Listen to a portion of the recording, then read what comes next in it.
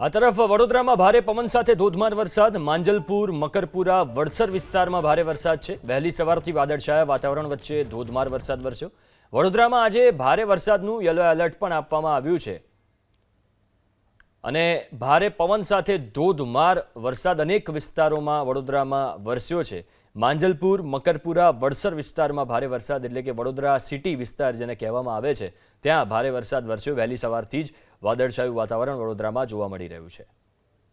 મોન્થા વાવાઝોડું અને અરબી સમુદ્રની અંદર લો ડિપ્રેશનને કારણે જે વાતાવરણ બદલાયું છે અને ગુજરાતની અંદર છેલ્લા 3 દિવસથી વરસાદનો માહોલ જામ્યો છે. અત્યારે વડોદરાની અંદર આપણે મકરપુરા વિસ્તારમાં છીએ અને આપ જોઈ શકો છો કે વરસાદ શરૂ થયો છે. આ કમોસમી વરસાદ છે અને ક્યાંક શહેરીજનો તો પરેશાન થઈ રહ્યા છે, પરંતુ જગતનો તાત એટલે ખેડૂત પરેશાન છે. વડોદરા શહેરની આસપાસના અનેક ગામડાની અંદર જે ખેતી થતી, ખાસ કરીને રવિ પાક, જે શાકભાજી સહિતની ખેતીમાં ખૂબ મોટું નુકસાન થયું છે.